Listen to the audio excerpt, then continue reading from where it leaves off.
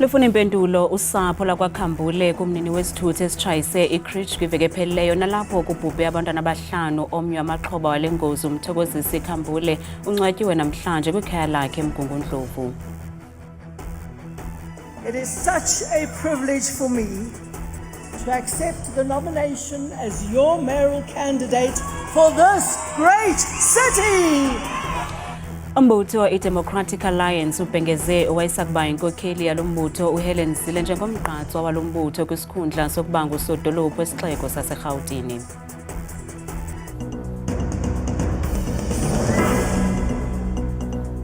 Sinamkele kwindaba zethu andaba ndodwa ndaba nophumza sikhumba noyitolikyo lwimi lwezandla Botani Mzontsundu. Lufuna impendulo usapho lakwaKhambule kumnini wesithuthi esitshayise iCritch kwiveki ephelileyo kule ntlekele kubhubhe abantwana abahlanu omnye wamaxhoba wale ngozi uMthokozisi Khambule uncwatyiwe namhlanje kwikhaya lakhe kwindawo yaseMbali eMgungundlovu kwiphondo laKwaZulu-Natal ukanti sele bencwatyiwe abanye abantwana abathathu abaphulukene nobomi babo kule ntlekele.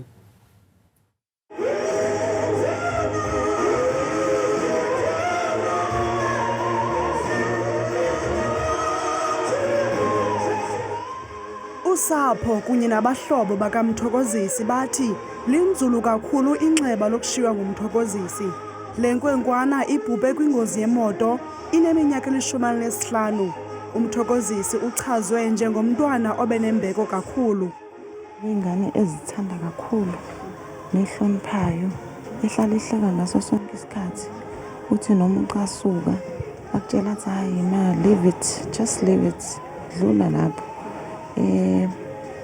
Besingabizani ngomntanami besibizana ngomfowethu bethi nje umamfethu imali ukudla esikoleni kuhamba kanjani ikhona mengekho ayikho.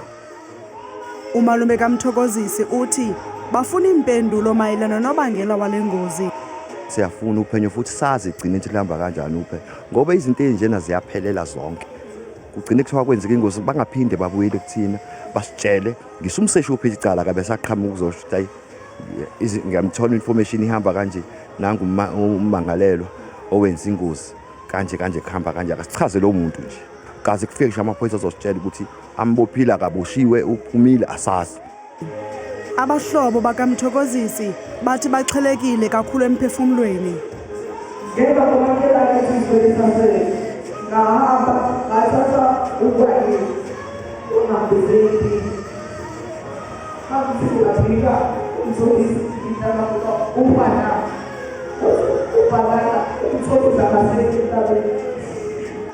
Umphathiswa wezothutho KwaZulu-Natal uMnumzana Siboniso Duma uthi benza uphando mayelana lengozi. Uqinisa ukuthi ke udaba njengamanje letekisi abebehamba ngalo liyabonakala ukuthi cha kwangeyona imoto efanga bisemgaqweni futhi nodaba lamabreak liyakhulunyisa kodwa ngoba sisebenza nobuholi ophezulu baka Minister of Transport siyayibheka indaba ukuthi silethe lonke uphenyo olusuke seliphelele namaphoyisa kayingxenye ukwenza sure ukuthi uma sekuphela sonke isikhathi siyobe selasisho ukuthi na into eyenzakalile. Ngabantwana abahlanu abathe baphulukana nobomi babo kule ngozi kwiveki ephelileyo eMgungundlovu KwaZulu-Natal. Umbutho iDemocratic Alliance ubhengeze owayesakuba inkokheli yalo mbutho uHelen Zille njengomgqatswa walo mbutho kwisihlalo sokuba ngusodolophu wesixeko saseRhawutini. iDA ithi uZille ngoyena mgqatswa wayo kwesi sixeko unamava kwezopolitiko ukuba ajongane ngqo nemingeni yolawulo kunye nogexa kokuhanjiswa kwenkonzo esixekweni. Lo mbutho uthi umgqatswa wabo yinkokheli engenachaphaza nenembali yolawulo olululo kwaye ukulungele ukuhlangula esisixeko kwimeko ekuso. So Democrats, each of us in this wonderful blue family, in this united blue army, needs to march in lockstep determinedly into Johannesburg. We need to knock on every door. We need to speak to every resident. And we need to evangelize the good news that things are bad, but help is on the way. Can Johannesburg work again? Inkokheli yalo mbutho uJohn Steenhuisen uthi umbutho wakhe uza kuzisa inkonzo eluntwini kwaye esisixeko sibalulekile kakhulu kuqoqosho loMzantsi Afrika. Joburg is crucial for our country because it's only when Johannesburg works that South Africa can work. And it is essential that we get Joburg working. uHelen Zille usachulumancile nangoku emva kokuba umongameli weli umnumzana Cyril Ramaphosa encome ulawulo lwe-DA ekwabongoza ooceba be-ANC ukuba bafunde kooceba be-DA. There is no braver act for a political leader than endorsing his main political opponent. Make no mistake, that is exactly what the president did. He told South Africa that the DA's election offer is better than the ANC's. He said, those municipalities that do best are not ANC-controlled municipalities. They are often DA-controlled municipalities. I-DA ibonakalisa ukuzithemba ukuba iza kulawula kwisixeko saseRhawutini emva konyulo lomasipala neliza kubanjwa kulo nyaka uzayo. Iqela le-EFF livule ityala ngakumbutho e-Operation Dudula kulandela izityholo ezithi lo mbutho wanqanda umama ekungenene kwikliniki yasekuhlaleni nto leyo ekhokelele ekubhubheni komntwana wakhe ononyaka ubudala uPraise Banda. Lo mntwana wabalekiselwa kwikliniki yasekuhlaleni Masakhane Alexander kwinyanga ephelileyo. Lo mama ongummi waseMalawi utyhola ukuba amalungu e-Operation Dudula amjikisa ngelithi ngummi wasemzini. Kulandela isehlo esibuhlungu sokusweleka kosana uPraise Banda ngomhla wama-31 kuJulayi, umbutho we-EFF namhlanje uvule ityala lokubulala kwisikhululo samapolisa e-Alexander ngakwinkokheli ye-Operation Dudula ngenxa yokuthintelwa kukaPraise Banda ekufumaneni unyango. We're here obviously to open a case of murder against the leadership of Dudula, particularly Zandile Dabola, who has been spearheading the direct violation of citizens in this particular country. And we refer to citizens because in no way can they quantify as to what is legal and illegal access to education in most of these facilities, that they've barred people from attending and getting their necessary much needed healthcare. Lo mbutho uthi ayilunganga intiyo ejoliswe kwabantu bangaphandle kweli, wonke ubani unelungelo lokufumana uncedo kumaziko empilo kweli. The Department of Home Affairs do not have also statistics in terms of how many people are undocumented that are of South African origin, which makes it even more difficult as to what prerogative would one be using to establish as to whether someone has access to a facility or not. Healthcare facilities should be afforded to everyone without any form of prejudice. I-EFF ithi elinyathelo le-Operation Dudula kukunyashwa kwamalungelo oluntu. Gauteng has relatively about 550,000 immigrants, whether they are illegal or legal, will await, proper statistics to actually come out. That's between 3 to 5% of the population in its entirety. Out of 16 million people, about 66% of the population requires public health care facilities. Kaphambilini inkokheli yalo mbutho yazikhwebula kwezi zityholo, ukanti inzame zethu zokufumana impendulo kulo mbutho aziphumelelanga. Phunga. Emzali, lo nto ufuna usoloko ndiphunga lamasele akho andinceda entwenini. Ubomi bam busesichengeni. Please mani mzola khawubafumane torho. Yho. Yini namzali ikhona into endakhe ndakuthembisa yona andayenza. Masibavale umlomo. Akufuneki baphinde bavakale aba bantu besaphila.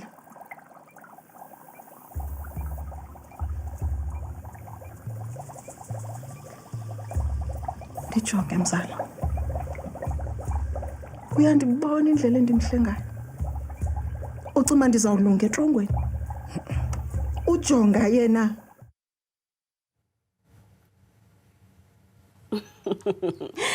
Namhlanje sihleli noVathiswa Ndagano waziwa kakhulu ngemiboniso yakhe neyaba indumasi kweli igazi kunye noHome Affairs. Kubalula nje imisebenzi yakhe embalwa. Ngoku uVathiswa ubhale incwadi nethi Unfiltered nalapha balisa ngobomi bakhe nangamahlande enyuka kwicandelo losasazo kunye lemiboniso kamabonakude. Vathiswa, enkosi ngexesha lakho. Yintoni eyabangela ukuba ufikelele kwisigqibo sokubhala le ncwadi?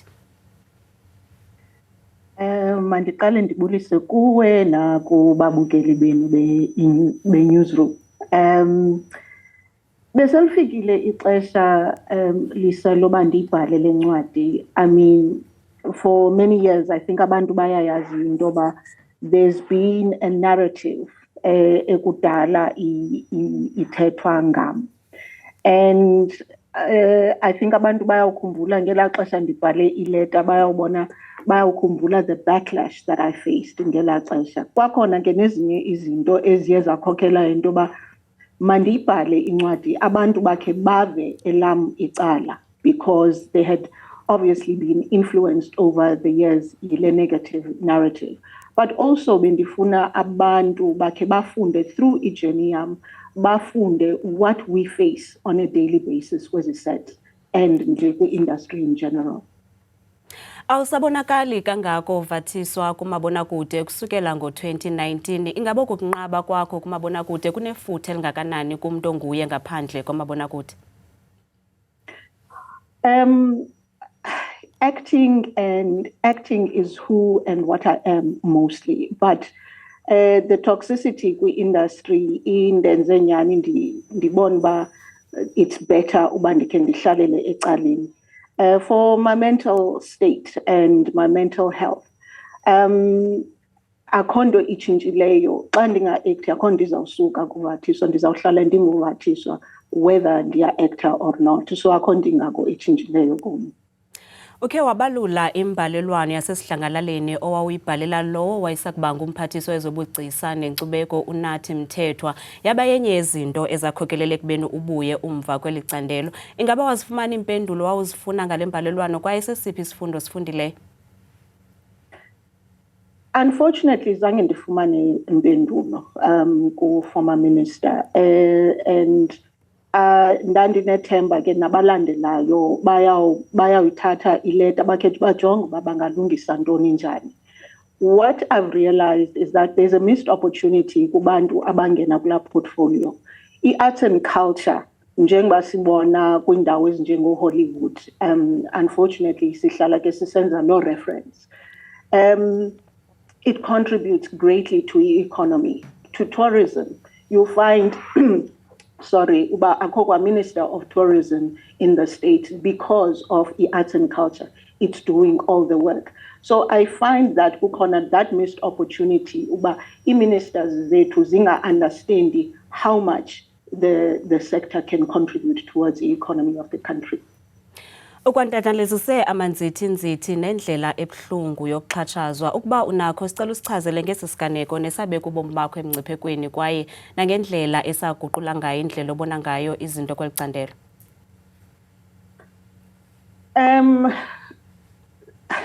Zange kubekho nto itshintshayo as such. I mean, yenzeka unfortunately the incident and I survived it.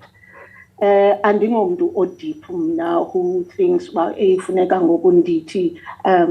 I just had to get up and dust myself and carry on. Ndikhumbule uba ndakhuliswa njani and just use the principles and values ezazi-instilwe kum uba ndizama uqhubeka nobomi bam. Uxinzelelo olumandla ngokunqwelerheka ngokwasemphefumlweni kwakhokelela ekubeni uzibone kwisithokothoko sobumnyama kuquka namalingo okuzama ukuzibulala. Ingabe ukufikelela kwiingcingane ezinjalo kuzise utshintsho olunjani ekubeni uthabathe isigqibo sokuguqula ubomi bakho nokuthabathela kuwe kwakhona amandla akho? I think ndizawuyiphendula ngokufanayo uba unfortunate incident uba and unfortunate uba ufikelele kuloo nto uba ufuna uthatha ubomi bakho, but zange isebenze. Kwafuneka ndiphakame nyhani ndiqhubeke nobomi because bendine responsibilities, bendinomntana. I had a sick mother So akukondo ozo you can't dwell on Londo. Funeka uphakame uqhubeke and carry on with the little resources that you have. Okugqibela Mavathi phambi kokuba sikhulule iqala kwezobugcisa kweli umama uNandipha Nyembe wasweleka evakalisela ubali ingxaki yakhe ezezimali kwelicandelo. Ingabe ukusweleka kwakhe kuyaliqinisa iphulo lakho lokulwela impatho engcono kwakunye nokuhawulwa kwemibuzo engcono amagcisa? The unfortunate thing about the passing of Usis Nandi is that she was not the first one. Even before her, baninzi nabanye. So nathi singena ulondo, unfortunately, and that usweleke esalwa lo madam. It reinforces into nathi asikwazi ukuyeka kude kube khona utshintsho.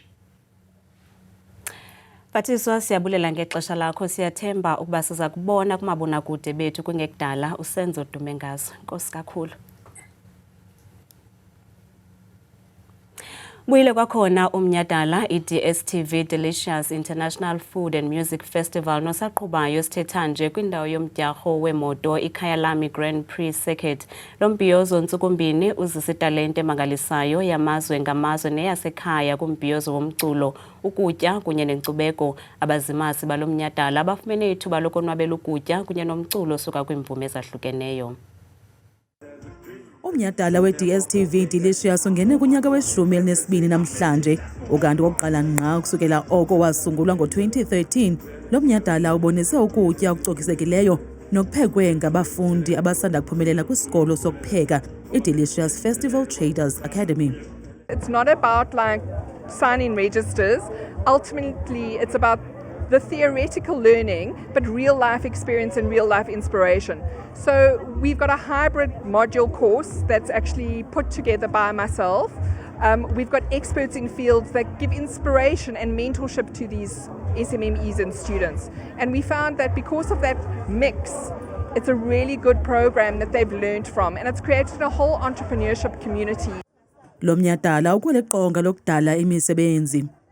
It takes a lot of people to put this infrastructure together. You can imagine security, catering, the stage, and months of sourcing local talent and international talent.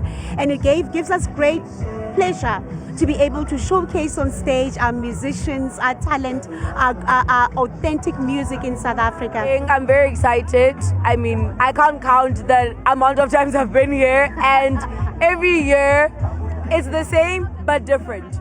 They always try to bring a different element to it, and that's the exciting factor about it. So I'm very excited.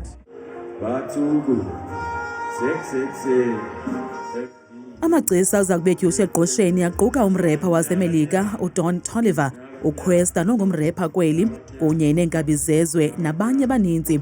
Ukanti ngomso iqala lomculo laphesheya uLauren Hill naye uza kube sonwabisa amanxila omculo, nalapho ezawube exhaswe ngabaculi abaphuma izandla kweli abaquka uLira, uMandisi Tyantyis, iJoya Celebration nabanye.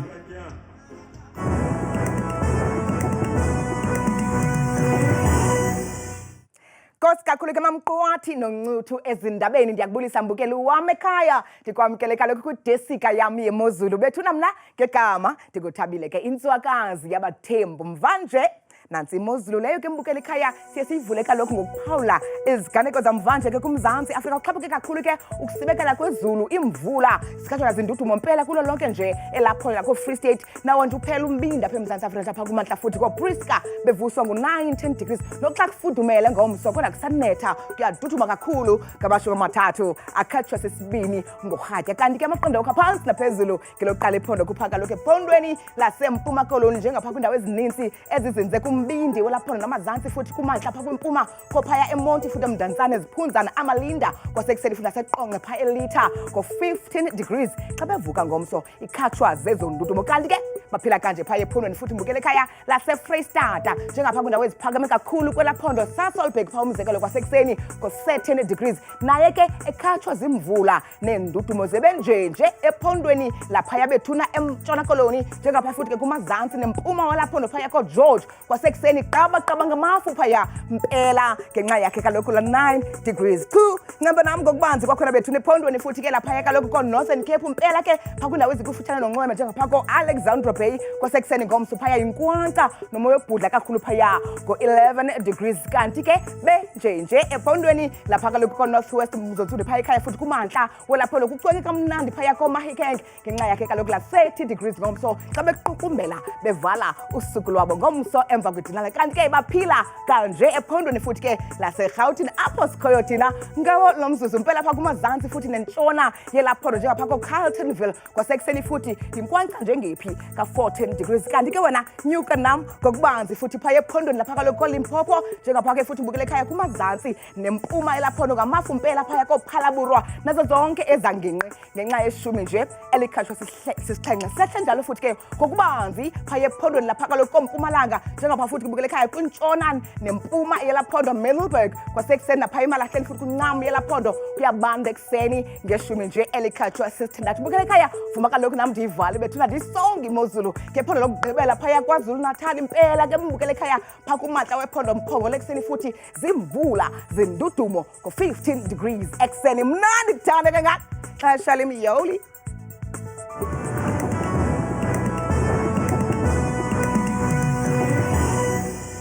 Kamnandi mawethu.